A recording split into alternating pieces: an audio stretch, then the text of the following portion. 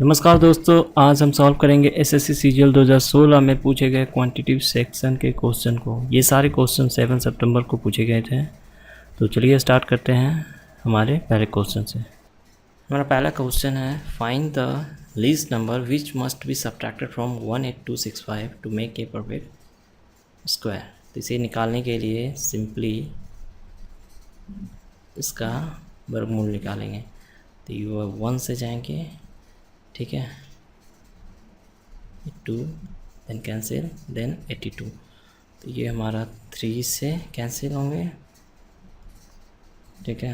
ये 69 then it is 13 then 65 2 6 और ये हमारा 1365 5 से कैंसिल होंगे तो 265 तो 1325। तो इसे कैंसिल करेंगे, माइनस करेंगे 0 एंड 4, देन हमारा आंसर आ चुका है 14। ये अगर 40 अगर 18265 में माइनस कर दें तो ये हमारा परफेक्ट स्क्वायर बन जाएगा। तो हमारा आंसर है 3rd नंबर। चलिए नेक्स्ट क्वेश्चन की तरफ बढ़ते हैं। A and b together can do a piece of work in 36 days and B and C together can do it in 24 days and A and C together can do it in 18 days. The three working together can finish the work in how many days? तो यहाँ पे पूछा जा रहा है A plus B plus सी अगर साथ में अगर काम करें तो कितने दिन में काम कर लेंगे। तो चलिए इसको क्वेश्चन बनाने के लिए इस तरीके से हम बनाएंगे। A प्लस बी अगर 36 डेज में कर रहे हैं and b and c 24 days में कर रहे हैं और सी एंड ए कितने दिन में कर रहे हैं 18 डेज़ में। तो इसे सॉल्व करने के लिए सबसे शॉर्ट वे है एलसीएम मेथड। तो एलसीएम मेथड इसको से इसे सॉल्व करेंगे, जैसे इन तीनों का एलसीएम ले लेंगे। तो एलसीएम जो होता है टोटल वर्क होता है। तो इन तीनों का हम एलसीएम चेक करते हैं कितना होगा। तो यहाँ एलसीएम निकालने के भी शॉर्ट तरीके हैं। ये हम तीनों में मैक्सिमम नंबर को चेक करेंगे, कौन सा मैक्सिमम नंबर है। तो हमारा 36 मैक्सिमम नंबर है। तो इसके मल्टीपल को चेक करेंगे क्या ये और दोनों से भी डिविजिबल है या नहीं है। तो 36 इंटू 1 करेंगे तो 36 देखेंगे ये 18 से तो डिविजिबल है लेकिन 24 से डिविजिबल नहीं है। तो 36 इंटू 2 करेंगे तो 72 देखेंगे 24 से भी डिविजिबल है 3 टाइम में एंड 18 से भी डिविजिबल है, ठीक है। तो ये हमारा एलसीएम हमारा 72 है। ये as like a total work हो गया। तो ये 72 वर्क हैं, ये 36 डेज़ में कर रहे हैं। तो एक दिन की एफिशिएंसी कितनी होगी, एक दिन की क्षमता, इनकी कार्य करने की क्षमता कितनी हो गई। तो ये हमारी 2 हो गई, ठीक है। इस तरह से ये 3 हो गई और ये 4 हो गए, ठीक है। तो इस तरह से एलसीएम निकाल लिए। अब ये चेक करें कि सिर्फ ए प्लस बी प्लस सी काम करना है ऐसे। तो यहाँ पे है तो आप देख रहे हैं A plus B plus C and C plus A. तो इसको एज लाइक ऐड कर दीजिए B plus C plus C plus A. तो इनके तीनों की एलसीएम कितनी आएगी, ए प्लस बी की 2 हो गई और बी प्लस सी की 3 हो गई और सी प्लस ए की 4 हो गई एफिशिएंसी। तो यहाँ पे देखेंगे 2 टाइम ए है, 2 टाइम बी है एंड 2 टाइम सी है। तो इसको इस तरह से लिख सकते हैं A plus B plus C into 2। Then ये हमारा 9 हो गया। तो ए प्लस बी प्लस सी की सिर्फ एफिशिएंसी अगर निकालना हो तो 9/2 हो गया, ठीक है। तो इसे आप 9/2 भी रख सकते हैं या 4.5 भी लिख सकते हैं। तो हमारा टोटल वर्क जो है 72 है। तो 72 हमारा टोटल वर्क है। इसमें 9/2 से अगर डिवाइड कर दें तो ए प्लस बी प्लस सी की डेज आ जाएंगे कि कितने दिन में वो काम कंप्लीट कर रहा है ए प्लस बी प्लस सी सिर्फ। तो ए प्लस बी प्लस सी की एफिशिएंसी 9/2 है तो 72 वर्क है। तो इसमें हम डिवाइड करेंगे तो ये हमारा 72 इंटू 2/9 इसका तो 16 डेज़ हमारा आंसर है। ए प्लस बी प्लस सी अगर सिर्फ ए प्लस बी प्लस सी साथ में अगर मिल के काम करे तो वो 16 डेज़ में कंप्लीट कर देगा। तो इस तरह से हमारा आंसर आ चुका है। चलिए नेक्स्ट क्वेश्चन की तरफ बढ़ते हैं। Two adjacent sides of a parallelogram are 21 centimetre and 20 centimetre.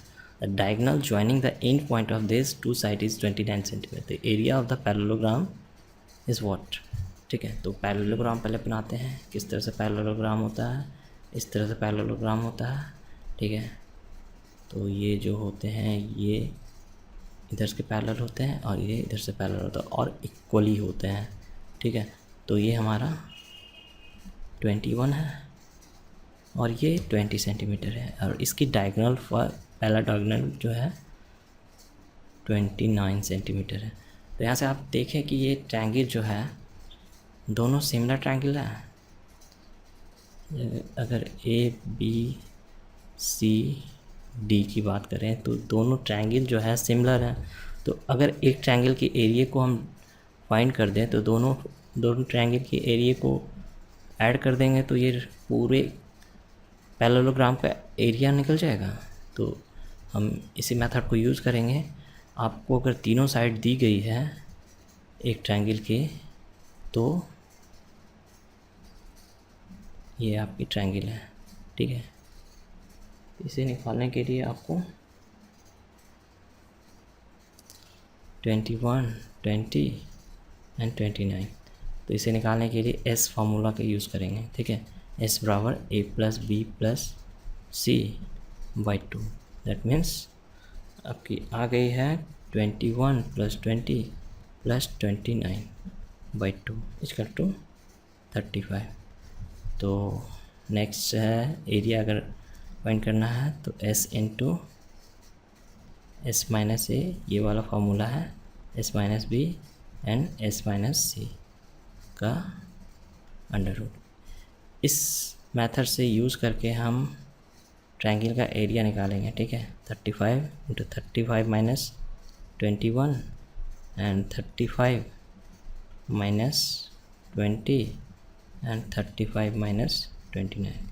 इसको सॉल्व करेंगे ना तो हमारा आ जाएगा यहाँ पे 210। जब ये हमारा 210 आ जाएगा तो ये एरिया हमारा निकल चुका है 210, और इसको हम मल्टीप्लाई कर देंगे 2 से तो ये हमारा पैरेललोग्राम का एरिया निकल जाएगा। तो ये हमारा 420 और 20 आंसर है। ठीक है, तो इस तरह से सॉल्व करेंगे। चलिए नेक्स्ट क्वेश्चन की तरफ बढ़ते हैं। A dealer marks his goods 20% above cost price. He then allows some discount on it and makes a profit of 8%. The rate of discount is what? तो इसे आप चेक कीजिए कैसे सॉल्व करते हैं। जैसे CP मतलब कॉस्ट प्राइस को अगर 100% मान लें, ठीक है, तो MRP हमारी क्या हो जाएगी? Marks means MRP, that means 120। ठीक है, तो अगर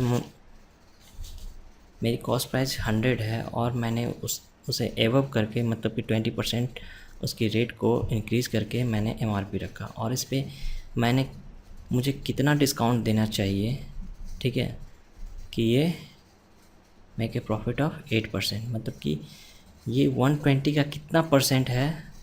108%। तो ये x की वैल्यू यहाँ से आ जाएगी 90।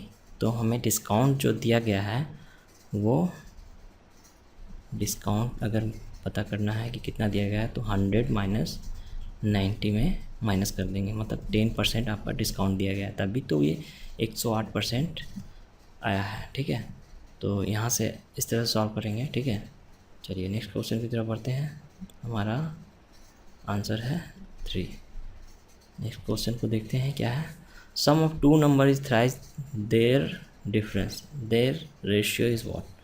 ठीक है, तो यहाँ पे sum of 2 number that means A और B 2 नंबर है, तो बोला जा रहा है sum of 2 number is thrice their difference, मतलब 3 इंटू A माइनस B। ठीक है, तो ये हमारा क्वेश्चन कह रहा है, इसको हम सॉल्व करेंगे तो A plus B equal to 3A minus 3B। ठीक है। तो a minus 3a and minus 3b minus b equal to minus 2a equal to minus 4b। Minus minus cancel हो गया, तो a by b equal to 4/2, that means 2/1, that is 2:1। हमारा answer आ चुका है 2 नंबर। ठीक है, इस तरह से सॉल्व करेंगे इस क्वेश्चन को। चलिए नेक्स्ट क्वेश्चन की तरफ बढ़ते हैं। हमारा 6 नंबर क्वेश्चन क्या बोल रहा है? The average age of 36 student in A group is 14 year. When the teacher's age is included in it, the average increases by 1. The teacher's ages in year what? तो यहाँ पे इसे सॉल्व करने के लिए पहले तो टोटल हम एज की वैल्यू निकालेंगे, 36 इंटू 14। ठीक है, तो एवरेज ऑफ 14 ईयर्स। ठीक है, तो इस तरह से सारे स्टूडेंट की एज जो हो जाएगी ये 504 504 इनकी एज हो गई। ठीक है, तो इस तरह से 504 हो गए हैं इनके टोटल एज।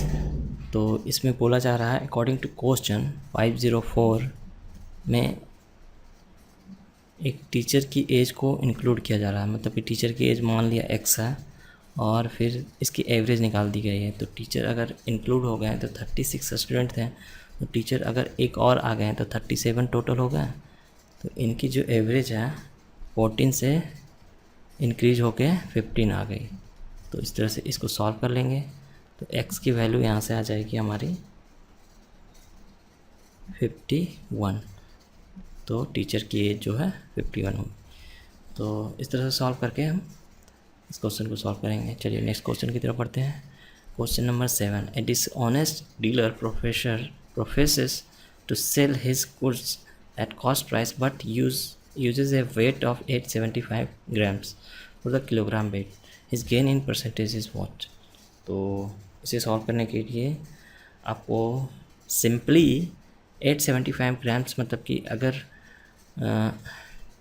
1000 ग्राम के मुझे कुछ सामान लेना है, उसमें वो जो दुकानदार है डिसऑनेस्ट डीलर्स, मतलब कि बेईमान दुकानदार जिसे बोला जाता है, वो 875 का ग्राम का ही वैल्यू का वो प्रोडक्ट दे रहा है। तो यहाँ पे उनकी प्रॉफिट परसेंटेज क्या होगी?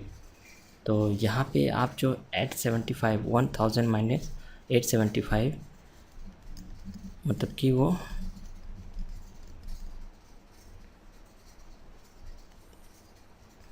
125 ग्राम्स वो कम दे रहा है, तो हमारी प्रॉफिट इसी से निकलेगी। तो 125 को कंपेयर किससे करना है? 875, मतलब जितना दिया गया है उसी से कंपेरिजन निकालना है।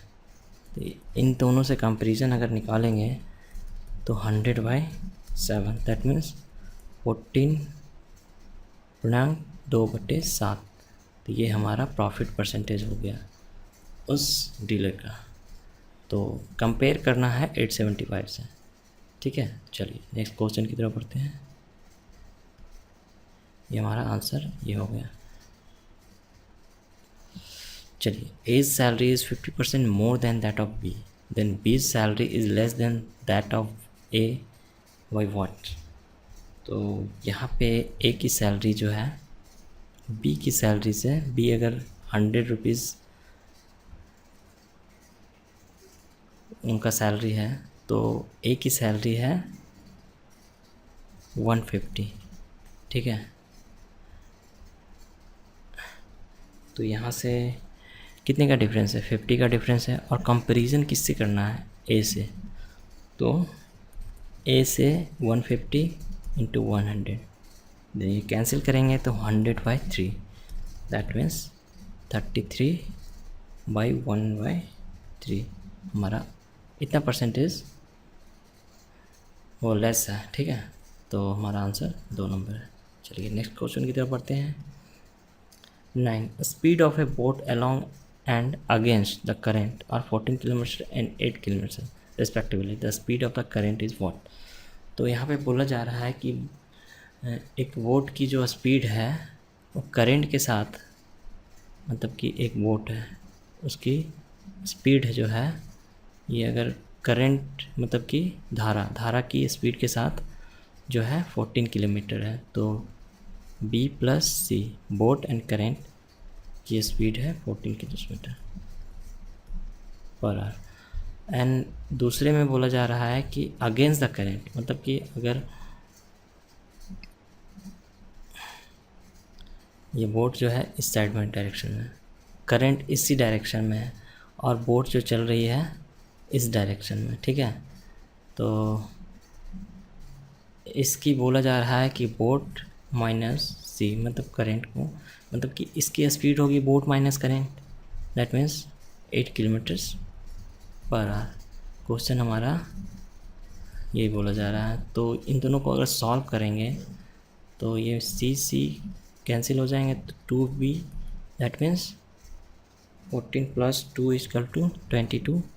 देन बोट की स्पीड हो गई 11 किलोमीटर पर आवर। देन हमारी करंट की स्पीड हो गई, इसे सॉल्व करेंगे 3 किलोमीटर पर आवर।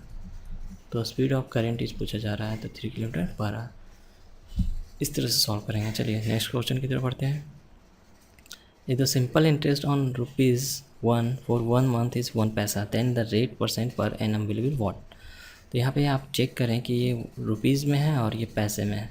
तो रुपीज़ को हम पैसे में कन्वर्ट करेंगे, तो 1 रुपीज़ को अगर पैसे में कन्वर्ट करें तो 100 पैसे हो गए। तो यहाँ पे बोला जा रहा है 100 पैसे, ठीक है, और इसमें PRT का फॉर्मूला लगेगा।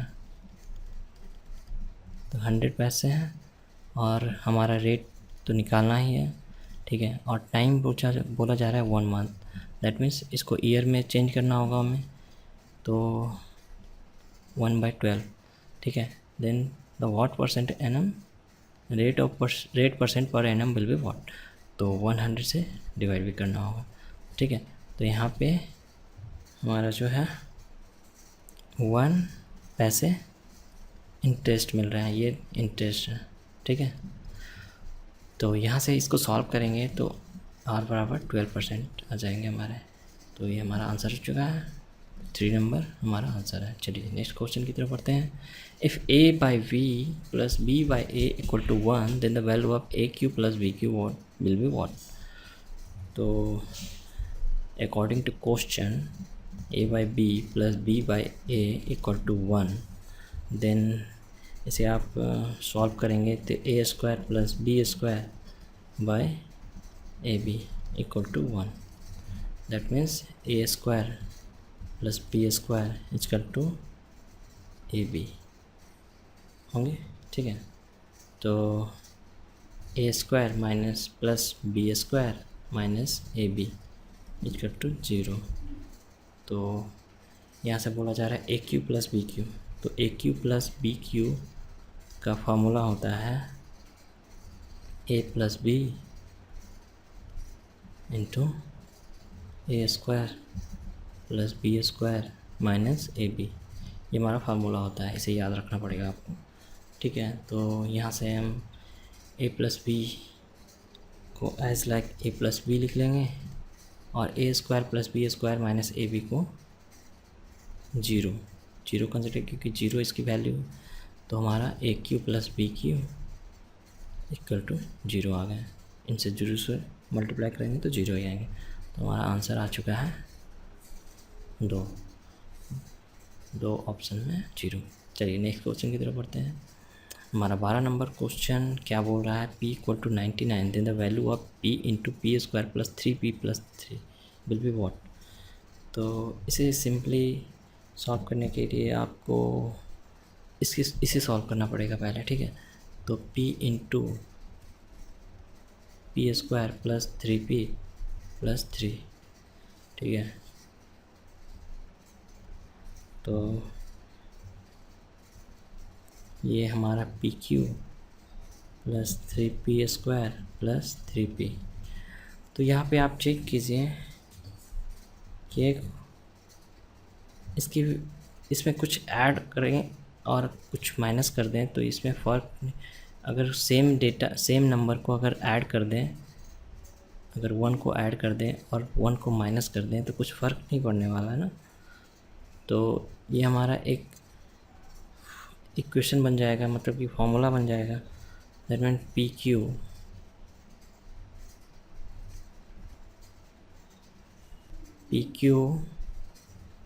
Plus 1Q, that mean P Q plus 1Q, ठीक है, प्लस 3P² प्लस 3P। ये हमारा एक फॉर्मूला बन गया। a प्लस बी का होल क्यूब और -1 को बाहर में ही रखेंगे। तो इसे सिंप्लीफाई करने के लिए हमें इस तरह से अप्रोच रखनी पड़ेगी, ठीक है। ये किस तरह से ये सॉल्व होगा, तो ये हमारा p+1 का होल क्यूब इक्वल -1 हो गया। तो p+1 दैट मीन्स p का वैल्यू अब पुट कर देंगे 99 + 1 का होल क्यूब -1, देन 100 का whole cube -1, that means 1 0 0 0 0 0 0 -1, that means 9 9 9 9 9 9। ये हमारा आंसर हो चुका है। तो ये हमारा पहला नंबर। चलिए नेक्स्ट क्वेश्चन की तरफ बढ़ते हैं। 13 नंबर में क्या बोला जा रहा है देखते हैं। If a - b = 1 and aq - bq = 61 then the value of ab will be what? ये भी फार्मूला बेस्ड क्वेश्चन है। A cube minus B cube का एक फार्मूला होता है a माइनस बी का whole cube plus 3ab into A minus B. ये formula आपको याद रखना पड़ेगा। तो यहाँ पे A cube minus B cube equal to 61 है और a minus B that means 1 का whole cube plus 3ab into A minus B equal to 1। तो यहाँ से 61 1 प्लस 3ab ये हो गया है और 3ab इक्वल टू अगर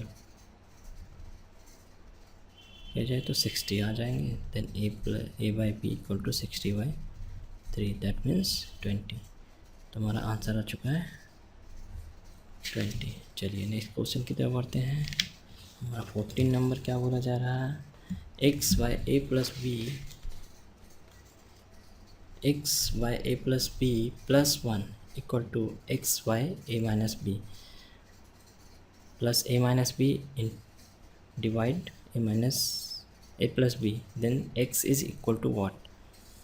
तो इसे सॉल्व करने के लिए सिंपली आपको थोड़ा सा अप्रोच लगाना पड़ेगा किस तरह से सॉल्व होगा, ठीक है। तो x by a plus b और इसको हम इस साइड में भेज दें। a प्लस बी है और a प्लस बी है तो सेम डेटा होगा। तो a minus b by a plus b, फिर a को उस साइड में भेज देते हैं a माइनस बी -1। तो इसे सॉल्व करेंगे तो a by a plus b इनके एलसीएम है और x माइनस ए प्लस बी, देन ये हमारी a माइनस बी और x माइनस ए प्लस बी। तो देखेंगे कि ये सेम डेटा आ गए हैं। तो अब इसको हम उस साइड में सेंड कर देंगे। तो यहाँ पे x minus A plus B by A plus B minus x minus A plus B by A minus B. चलिए नेक्स्ट क्वेश्चन में क्या करेंगे, इन दोनों को का कॉमन निकाल देंगे। x minus A plus b into a 1 by A plus B minus 1 by A minus B equal to 0, ठीक है। तो यहाँ से इस डेटा को उस साइड भेजेंगे तो x minus A plus B equal to 0 हो गया। Then x equal to A minus B. तो हमारा आंसर आ चुका है x बराबर A minus B, that means third number option हमारा करेक्ट है। The point where three medians of a triangle meet is called what. तो इस क्वेश्चन में बोला जा रहा है कि अगर एक ट्रायंगल है और इसके थ्री मीडियन है, इस तरह से मीडियन है, ये पार्ट बराबर है और इस पे अगर मीडियन तो ये पार्ट बराबर है, और यहाँ से अगर इस लाइन पे ड्रॉ करेंगे तो ये पार्ट इक्वल होते हैं, इसे मीडियन बोलते हैं। तो ये जो सेंटर पॉइंट जो मिल रहा है हमारा, दैट इज़ लेट ओ, और ये ए बी और सी है, तो इसे हम सेंट्रॉइड बोलते हैं। ठीक है, तो ये सब ट्रायंगल की प्रॉपर्टीज़ है, इसे आपको याद रखनी होगी। ठीक है, तो चलिए नेक्स्ट क्वेश्चन देखते हैं। 16 नंबर हमारा क्या कह रहा है, triangle A B c is a right angle triangle has angle B equal to 90 degree. तो पहले ड्रॉ कर लेंगे हम, सॉरी थोड़ी सी टेढ़ी बन रही है, कोई बात नहीं, आप समझ जाएं, ये एंगल 90 डिग्री है। ठीक है, and a c is a hypotenuse, ये हाइपोटेनस है आपका। ठीक है, d is the circumcentre. Okay, circumcentre किसे बोलते हैं पहले ये हम समझेंगे। ठीक है, तो सर्कम सेंटर वैसे सेंटर को बोलते हैं जिस ट्रायंगल के परपेंडिकुलर बाइसेक्टर, जहाँ तीनों साइड के जहाँ पे कट करते हैं उसे सर्कम सेंटर बोलते हैं। जैसे आप परपेंडिकुलर बाइसेक्टर, दैट मीन्स यहाँ पे परपेंडिकुलर बाइसेक्टर इस लाइन की होगी। ठीक है, और अगर बी सी की परपेंडिकुलर बाइसेक्टर बोला जाए तो ये होगी। ठीक है, that means perpendicular bisector. Okay, और अगर इस लाइन के बारे में बोला जाए तो ये यहाँ पे होगी। ठीक है, ये एंगल बराबर 90 डिग्री होगी। तो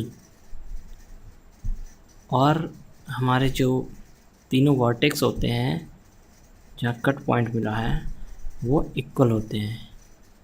ठीक है, तो ये पॉइंट, ये पॉइंट, ये पॉइंट, मतलब कि तीनों पॉइंट आपके इक्वल होंगे। तो ये एक इक्वेशन हो गया, ये एक प्रॉपर्टी है। ठीक है, तो इस तरह से इसे सर्कम सेंटर बोलते हैं। तो यहाँ पे आप चेक कीजिए कि ए सी बराबर आपका अगर निकल जाए तो आपकी क्वेश्चन क्या बोला जा रहा है, d is the circumcentre. ठीक है, ये जो हमारा डी है ये है circumcentre, and a b equal to 3, a b total 3 है और b c equal to 4, then value of b d is what, that means b d की लेंथ निकालनी है। तो ये जो मैंने प्रॉपर्टी बताया कि ये तीनों इक्वल होते हैं, इक्वी डिस्टेंस होते हैं सर्कम सेंटर से तीनों वर्टेक्स।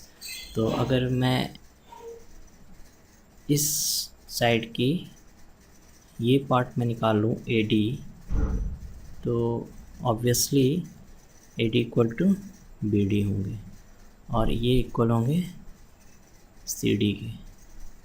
ठीक है, तो ये एक प्रॉपर्टीज़ है, इसे आपको रिमेंबर रखनी है।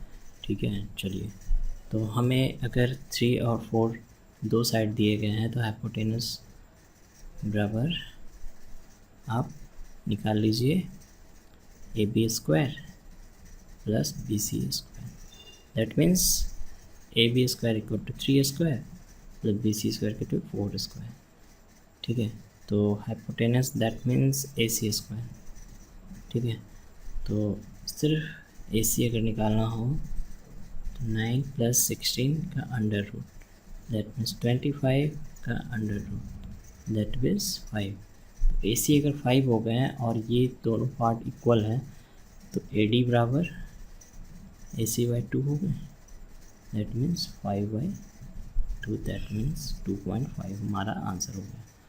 तो ये ए डी बराबर 2.5 है, तो ए डी बराबर बी डी है, तो बी डी भी 2.5 हो गया। ठीक है, तो हमारा आंसर आ चुका है, 3rd नंबर ऑप्शन है। चलिए नेक्स्ट क्वेश्चन की तरफ बढ़ते हैं। नेक्स्ट क्वेश्चन में क्या बोला जा रहा है, 70 number, triangle A B c is an equilateral triangle and d e are mid points of a b and a c respectively, then the area of triangle A B c ratio the area of trapezium a d e c is what. तो पहले हम triangle draw करेंगे। ये बिल्कुल आसान question है, इसे आप अगर समझेंगे तो आपको लिखने की भी ज़रूरत नहीं है, या खुद ब खुद समझ जाएंगे। तो ए बी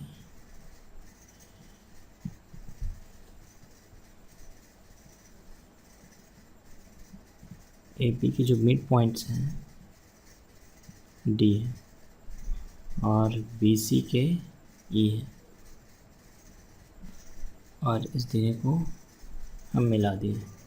और अगर ए सी की नहीं दी गई है तो लेट एज्यूम ए सी की ये वाली पॉइंट है एफ। तो ये अगर तीनों पॉइंट को मिला दिया जाए, कोई भी ट्रायंगल, किसी तरह के ट्रायंगल, वो चाहे इक्विलेटरल हो, आइसोसेल्स हो, या किसी भी टाइप का हो, ठीक है, इसके मिड पॉइंट्स को अगर मिला दिया जाए तो ये 4 सेक्टर में डिवाइड हो जाता है हमारा ट्रायंगल। और चारों सेक्टर ट्रायंगल इक्वल होते हैं एक दूसरे के एरिया की बात करें तो इसके जो एरिया होंगे वो चारों से मैच करेंगे। दैट मीन्स अगर ए डी एफ की एरिया की बात करें तो ये इक्वल होंगे डी बी ई के और डी ई एफ के और एफ ई सी के। तो ये 4 पार्ट में इक्वली डिवाइड हो गए हैं, ठीक है। एरिया की बात करें जब मिड पॉइंट अगर एक दूसरे से मिल जाए तो तीनों साइड पे, तो यहाँ पे बोला जा रहा है then area of triangle A B c. तो इसे 4 पार्ट में डिवाइड किया है, तो ये 4 हम लिख सकते हैं क्योंकि ये 4 टाइम्स है। और जो भी एरिया होगा सिंगल का उसे एक्स मान लीजिए, तो ये पूरा एरिया हो गया ए बी सी का, ठीक है। और हमारा क्या बोला जा रहा है, ट्रेपेजियम ए डी ई सी, ये 3 पार्ट में है, तो ये 3x हो गए हैं। आप इस चीज़ को समझें, ठीक है। ये टोटल 4 पार्ट में है और ये सिर्फ 3 पार्ट में है, ए डी ई और सी, ठीक है। तो ये वाला एरिया का कंसीडर करना है, ठीक है। आप इस पार्ट को देखिए, ये ए डी ई सी, ये 3 पार्ट में एरिया को डिफाइन कर रहा है, ठीक है। तो इस तरह से आप क्वेश्चन को आपका बन गया है, ठीक है। एक्स कट गया तो 4/4 हमारा आंसर है। तो हमारा आंसर 4 नंबर ऑप्शन है। चलिए नेक्स्ट क्वेश्चन को देखते हैं, क्या बोला जा रहा है। In an isosceles triangle A B C, that means isosceles that means समद्विबाहु त्रिभुज, जिसकी 2 भुजाएं आपस में इक्वल हो, तीसरी भुजा नहीं। तीसरी भुजा अगर इक्वल हो गई तो वो इक्विलेटरल ट्रायंगल हो जाती है। तो यहाँ पे बोला जा रहा है a b equal to a c and x y is parallel to b c, x y is parallel to b c. If angle A equal to 30 then b x y that means ये वाली angle मुझे पता करनी है कितनी होगी, और ये जो है पैरेलल है बी सी के। बेहद ही आसान क्वेश्चन है, आप इसे सॉल्व करें बिना देखे, आप कलम उठाए आप इसको सॉल्व कर सकते। यहाँ पे देखिए आप 30 डिग्री है तो angle b and C plus a equal to 180 degree होते हैं। बी प्लस सी को ऐसे ही रहने देते हैं और angle A equal to 30 degree दिया गया है, तो 180 डिग्री। तो angle B plus angle C equal to 150 degree, और angle B equal to angle C होते हैं क्योंकि ये आइसोसेलेस ट्रायंगल का ये प्रॉपर्टी होता है। अगर दो भुजा अगर बराबर है तो ये एंगल भी बराबर होंगे। तो सिंपली अगर इसको x मान लें तो इसको भी x मानना होगा, तो देन 150। तो 2x बराबर 150, देन x बराबर 75 डिग्री। तो ये हमारा 75 डिग्री आ गया, और ये दोनों पैरेलल हैं, ये लाइन जो है पैरेलल है। तो ये प्रॉपर्टी होती है कि ये 75 है तो ये भी 75 होंगे, और ये इसके नीचे जो 180 माइनस 75 होंगे। वही चीज़ आपका ये क्वेश्चन है, ये अगर 75 हो गए तो ये 180 माइनस 75 हो गए। That means angle B x Y equal to 180 degree minus 75, that means 105 degree. क्योंकि ये सीधी लाइन की टोटल एंगल 180 डिग्री होती है, 180 डिग्री। इसीलिए इस फॉर्मूला से हम एंगल बी एक्स वाई की वैल्यू निकाल देंगे। तो हमारा आंसर आ चुका है 105 degree. The value of sec square 17 degree minus 1 by tan square 73 degree minus sin 17 degree into sec 73 degree is what? तो इसे सॉल्व करने के लिए आपको सिंपली थोड़ी सी मॉडिफिकेशन की ज़रूरत है, ठीक है। sec स्क्वायर 70 डिग्री और 1 by tan स्क्वायर 73 डिग्री को आप cot स्क्वायर 73 डिग्री लिख सकते हैं, ठीक है। फिर आप इसको इस तरह से उतार दीजिए sin 70 डिग्री, और ये सेक 73 को आप 1 बाई कॉस 73 लिख सकते हैं। तो ये मल्टीप्लाई हो जाएगा तो इसके नीचे आ जाएगा, तो ये कॉस 73 डिग्री, ठीक है। ये साइन 70 और कॉस 73 डिग्री अगर 90 इन दोनों की दोनों एंगल की सम जो है 90 डिग्री हो तो ये उसकी वैल्यू 1 हो जाती है, तो इसकी वैल्यू 1 हो जाएगी, ठीक है। तो यहाँ पे आपको sec square 70 degree minus cot square 73 को आप 90 माइनस 70 डिग्री लिख सकते हैं, ठीक है। 90 माइनस 70 करेंगे तो 73 आ गया। तो यहाँ से sec square 70 degree minus cot square 90 minus 70 degree equal to tan square 70 degree होता है, ठीक है। और ये फिर -1 sec square 70 degree minus tan square 70 degree बराबर 1 होता है, ठीक है। क्योंकि sec square minus tan square theta equal to 1 होता है। तो ये 1 हो गया और ये बाहर में -1 है, तो 1 माइनस 1 0, हमारा आंसर आ चुका है 0। चलिए नेक्स्ट क्वेश्चन की तरफ देखते हैं। x बराबर a into cos A into cos B, y equal to a into cos A into sine B and z equal to a into sine A, then the value of X square plus Y square plus Z square is what. तो इसे simply आपको value put करना है X square plus Y square plus Z square. तो यहाँ पे आप value put कर दें। एक्स की वैल्यू है A square cos square A square करते हुए जाएंगे, ठीक है, into cos square B plus, क्योंकि ये स्क्वायर में है तो सारे पे स्क्वायर हो जाएंगे, तो ये ए का स्क्वायर हो जाएगा, कॉस का कॉस स्क्वायर होगा और कॉस बी का cos square B. Then Y square equal to same similar way में A square cos square A into sine square B plus Z square, Z बराबर A square into sine square ए।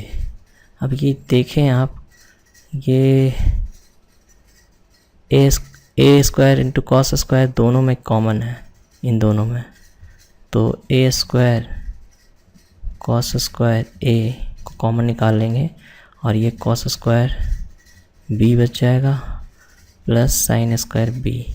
तो cos square plus sine square plus B equal to 1 होता है, ठीक है। तो यहाँ पे इस तरह से सेम चीज़ आप उतार देंगे, A square into cos square A, cos square plus sine square B इन इक्वल टू 1 होता है। तो ये 1 से मल्टीप्लाई हो जाएगा तो ये इतना ही रहेगा। Then A square into sine square A. अब यहाँ से ए को कॉमन निकालेंगे, ठीक है।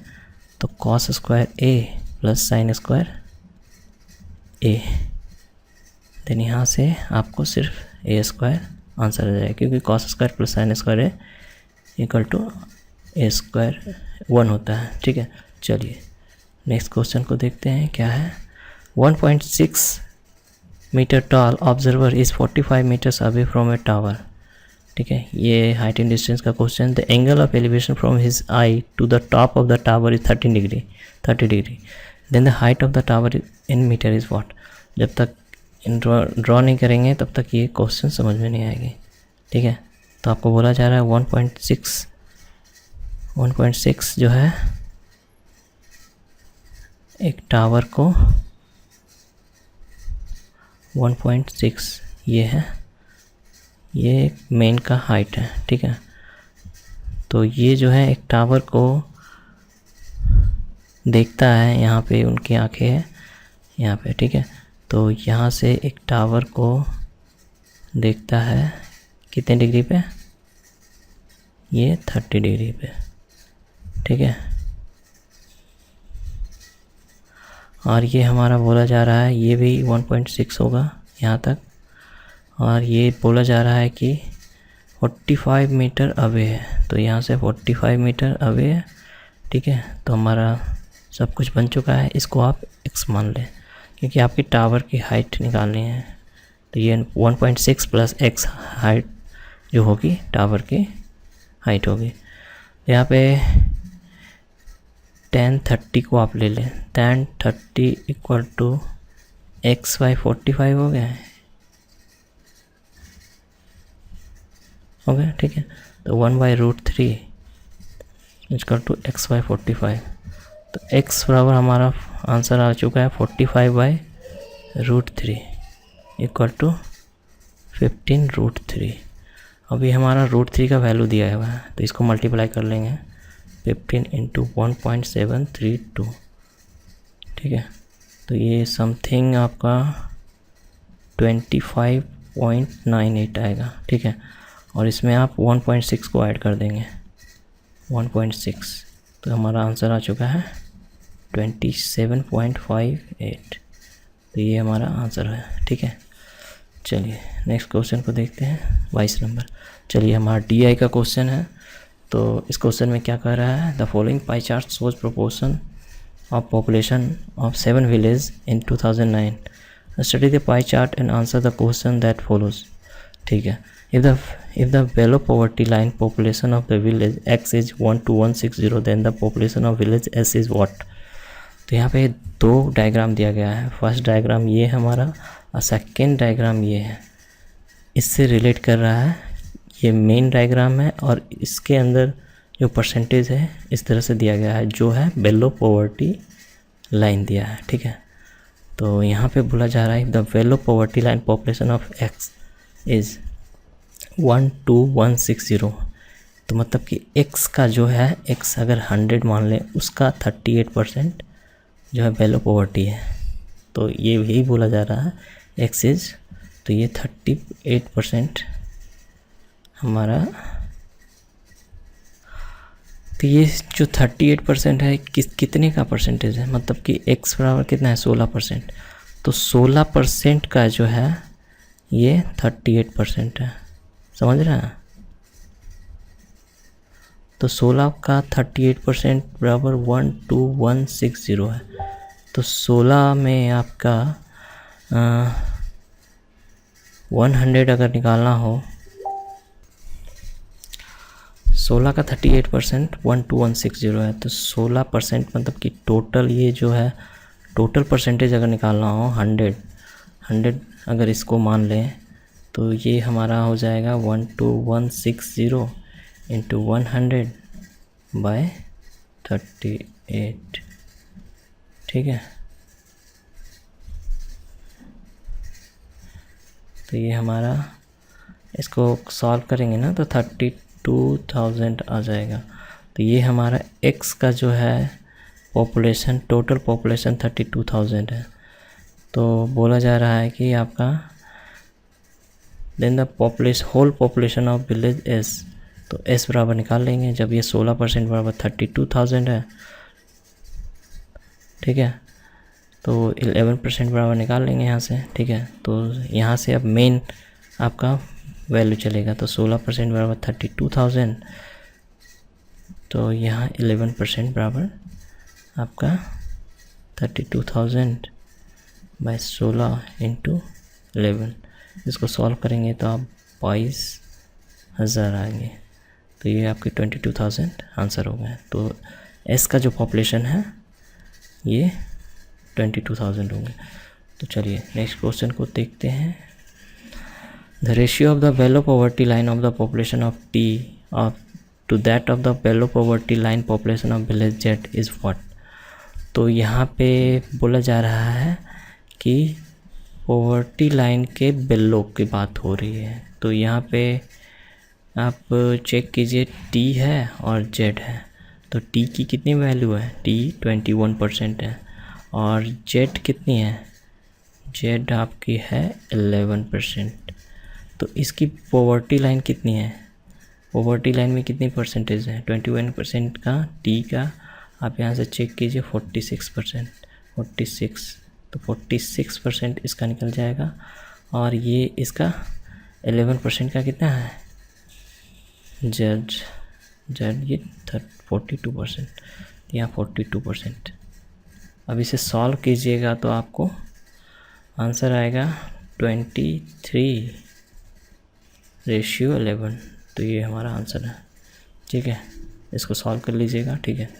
चलिए नेक्स्ट क्वेश्चन की तरफ बढ़ते हैं। 24 नंबर हमारा क्या कह रहा है। If the population of the village R is 32,000, the population of village R मतलब मेन आपका पॉपुलेशन, जो पॉवर्टी लाइन नहीं, मेन आपका population that is R is 16%। तो मतलब 16% बराबर 32,000 है, ठीक है। Then the low poverty line of the population of Y, तो मतलब वाई का वो पॉवर्टी लाइन के बिलो ये हमारा 52% निकालना। पहले तो हमें 15% निकालना पड़ेगा, फिर इसका जो वैल्यू आएगा उसमें से 52% आपका आंसर होगा। तो इसे सॉल्व कीजिए। 16% इक्वल टू 32,000, तो पहले 15% निकालेंगे। 15% इक्वल टू 32,000/16 इंटू 15, इसे सॉल्व कीजिएगा तो आपका 30,000 आपका आंसर आएगा, ठीक है। तो फिर आप 30,000 का 52%, क्योंकि बेलो पॉवर्टी निकालना है, तो 52 इंटू 100, तो यहाँ से सॉल्व कीजिएगा तो आप 15600 आपका आंसर है। चलिए ये आंसर आ चुका है। चलिए नेक्स्ट क्वेश्चन, लास्ट हमारा क्वेश्चन है। In 2010 the population of Y and V increase by 10%। Y and V that means Y and V 10% से इंक्रीज कर गया, ठीक है। तो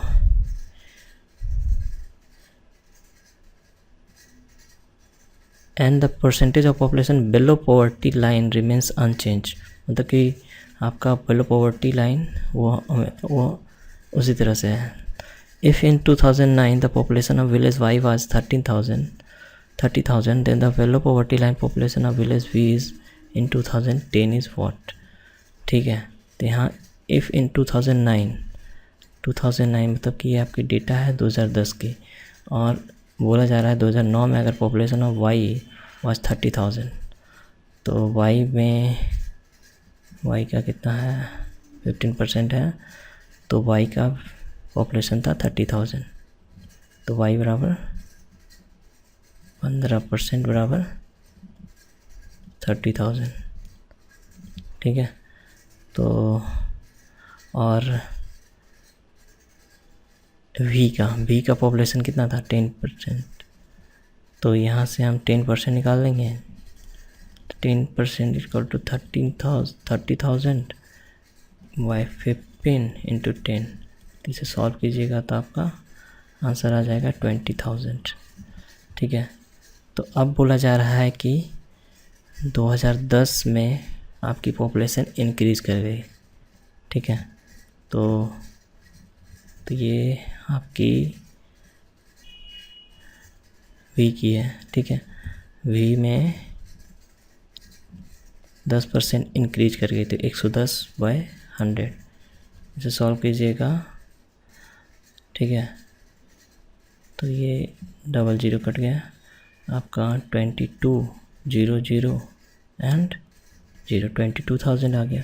अब पॉवर्टी लाइन के बारे में पूछा जा रहा है, पॉवर्टी लाइन उतना ही है, तो वी का पॉवर्टी लाइन कितना है 58%, तो 22,000 इंटू 58/100, तो यहाँ से सॉल्व करेंगे तो 12760 आंसर हमारा आएगा।